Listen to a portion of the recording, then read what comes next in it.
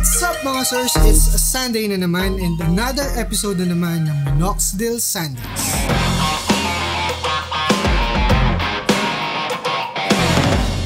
For this episode, pag-uusapan natin si to gain 10% minoxidil. This past few weeks, pinagkakaguluhan yung topic about the 10% minoxidil dito sa local groups sa Pilipinas. To gain 10% is made from India by a manufacturer called Cipla. Not locally available ito sa Pilipinas or even the United States. Ang original sellers nito is from eBay sellers pa. Pero may mga nagpaparating nito sa Pilipinas. And syempre, for a higher price. So, i-compare natin si to gain 10% sa usual minoxidil. When I say usual minoxidil, it's the Kirkland 5% minoxidil. First, the pricing. You can get 6 months supply ng Kirkland minoxidil for $40 US. While, 3 bote lang ng to gain 10% ang makukuha mo sa $40 US. Yun na yung pinakamurang nakita ko sa eBay. Ang resale price ni Kirkland minoxidil starts from 450 pesos up to 550 pesos per bottle. While ang to gain 10% tumataging-ting na from 1,200 pesos up to 1,400 pesos. Depende sa reseller. Ganyan kamahal si minoxidil. At kung seryoso kayo sa pagpapatubo ng balbas, kailangan nyo mag-invest dito. Next is the packaging. Si Kirkland minoxidil, makakakuha kayo ng free dropper kapag bumili kayo ng 6 months supply ng minoxidil. While, the to gain 10% parang sinadya siyang ibenta per bottle kasi meron siyang libreng dropper and libreng spray. Pero kung ako ang tatanungin mga sir, I prefer the dropper type and I'll use a toothbrush para i-apply yung minoxidil. Dumaan na ako sa spray type, dumaan na rin ako sa pagpahid gamit ang daliri. And bumalik ulit ako sa paggamit ng toothbrush. Feeling ko, in my own point of view, mas nalilesen ko yung sayang na minoxidil when I'm using the toothbrush. Kasi mas kontrolado ko at hindi naglalagkit yung mga daliri ko. Next is the scent or yung amoy. Si Kirkland minoxidil, wala siyang amoy or may pagka-alcohol base siya. While yung to gain 10%, para siyang may pabango or may pagka-fruity smell pag in-apply mo. Which I think wala naman epekto, wala naman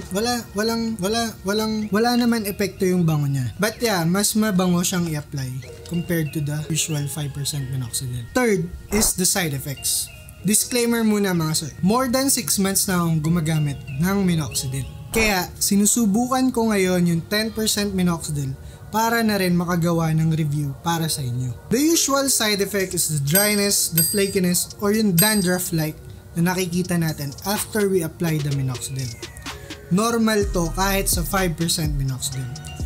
Pero, kapag yung to gain 10% ang gamit nyo, mas grabe yung dryness. Also, may pagka-sticky effect kapag in-apply nyo. Magdidikit-dikit yung mga balbas nyo after a few hours. Saka nyo ma-observe yun. But, nung hinaluan ko ng LCLT, yung 10% minoxidil, I noticed na nabawasan yung dryness nung skin ko. I don't know why, but I'm very thankful about it kasi nga nabawasan yung pagka-dry ng skin ko. Also, I never experienced yung pagkahilo, paninikip ng dibdib dito sa 10% minoxidil. Naramdaman ko yung mga side effects na yun when I started using the 5%. Yung bago pa lang ako sa journey ko. I think few days or few weeks naramdaman ko yun.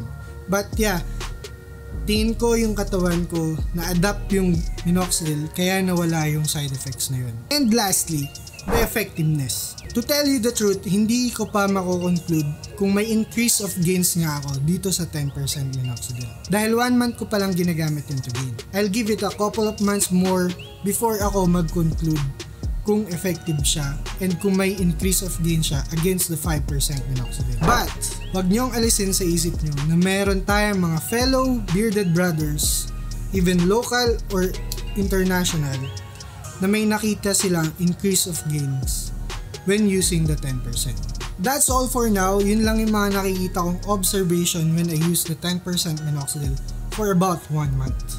Again mga sir, I'm not encouraging you, lalo na dun sa mga nagsisimula pa lang ng journey nila. Test the water first. Alamin nyo muna kung kaya nyo yung side effect ni minoxidil bago kayo mag-jump to 10%. Kung willing kayong mag-risk ng kalusugan nyo, ng health nyo, go ahead. Hindi ko kayo pipigilan. I'm just giving advice, try the 5% first bago kayo tumuloy sa 10%. And that's about it mga sir. Maraming salamat sa walang sawang pagsuporta at sa walang sawang panonood dito sa mga videos sa channel ko. Konti na lang, magiging 800 subscribers na tayo dito sa channel. And by the way, meron tayong pinapagawang t-shirt for this channel, The Bearded Ape. Finalizing stage pa lang siya. May konting tweaks pa dun sa design. And sana mga sir, masuportahan nyo ako dun sa project ko na yun. Sana maka-order kayo, makabili kayo para tulong na rin dito sa channel ko and para mas may maipag-giveaway pa tayo dito sa channel na to. Don't worry, ipopost ko yung final design dito and final price nung t-shirt na yun. Pag kayo mag-alala, kapag na-hit natin yung 1,000 subscriber mark, mamimigay rin tayo ng t-shirt na yun. So yun lang muna mga sir, hanggang dito na lang.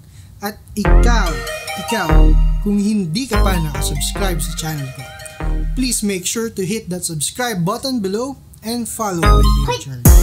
Bye-bye!